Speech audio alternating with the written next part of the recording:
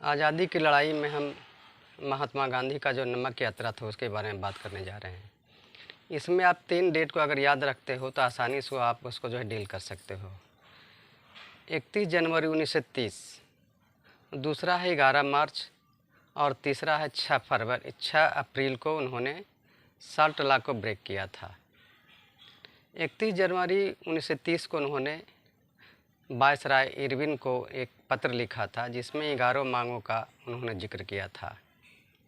हम नमक को साधारण सा एक वस्तु मानते हैं, लेकिन महात्मा गांधी इसे एक शक्तिशाली हथियार के रूप में लिया था।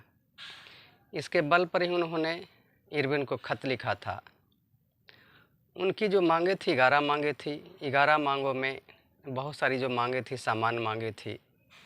कुछ जो मांगे थी वो उद्योगपतियों से रिलेटेड मांग थी और कुछ जो मांगे थी किसानों से रिलेटेड मांग था। यानी इन मांगों के जरिए महात्मा गांधी देश के सभी लोगों को जोड़ना चाहते थे आज़ादी की लड़ाई में। उनमें जो सबसे ज़्यादा जो महत्वपूर्ण उनका जो मांग था वो नमक पर जो टैक्स था उसको हटाए जाने के बारे में था। नमक पर टैक्स अंग्रेज़ सरकार का सबसे दमनकारी चेहरा उन्हें नज़र आता था। उन्हें लगता था कि नमक का उपयोग सभी लोग करते हैं, अमीर गरीब सभी लोग करते हैं, और इस पर अंग्रेज़ सरकार का टैक्स, उस पर बनाए जाने पर उसका मोनोपोली, उसका सबसे दमनकारी पहलू है, दमनकारी चेहरा है। उन्होंने 11 मार्च तक इरविन को समय दिया था कि 11 मार्च तक अगर हमारी मांगें नहीं पूरी की गई तो हम लोग सविनय अवज्ञा आंदोलन छेड़ने को तैयार हो जाएंगे। इरविन भी झुकने को तैयार नहीं थे, इसलिए महात्मा गांधी ने अपने 78 विश्वस्त अनुयायियों के साथ डांडी मार्च के लिए तैयार हो जाते हैं। ये डांडी जो मार्च है, जो नमक यात्रा जो है, वो गांधी जी के साबरमती आश्रम से डांडी एक समुद्र के किनारे गांव था, छोटा सा गांव था जहां जाना था। इसकी दूरी 240 किलोमीटर थी। 24 दिनों तक महात्मा गांधी ने 10 किलोमीटर की यात्रा की थी।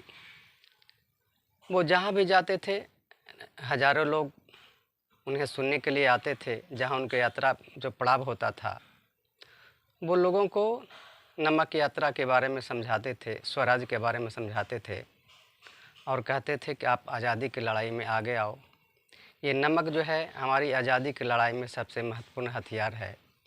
इसके बल पर हम अंग्रेज़ों को यहाँ से भगा सकते हैं।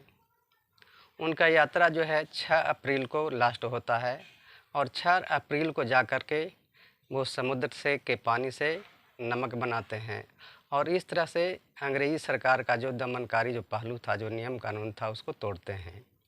इसे ही नमक यात्रा कहा जाता है। नमक जो यात्रा था ये सविनय अवज्ञा आंदोलन था। असहयोग आंदोलन और सविनय अवज्ञा आंदोलन वही थोड़ा सा डिफरेंसेस था कि असहयोग आंदोलन में केवल असहयोग करने की बात थी, बायकॉट करने की बात थी, लेकिन सविनय अवज्ञा में असहयोग करने के साथ साथ महात्मा गांधी ने कहा था कि हमें अंग्रेज़ों का जो नियम कानून है उसको भी ब्रेक करना है, उसको भी तोड़ना है। और इस तरह से नमक, जिसे हम साधारण मान कर चलते हैं, ये हमारी आज़ादी की लड़ाई की सबसे महत्वपूर्ण ये पहलू था, सबसे महत्वपूर्ण हमारे देश के लोगों का एक हथियार था। अगले कड़ी में हम इसके बाद के पहलू पर विचार करेंगे, बतलाएंगे। इस वीडियो को आप ज़रूर देखो, 2-4 बार देखें और इसे सब्सक्राइब करें।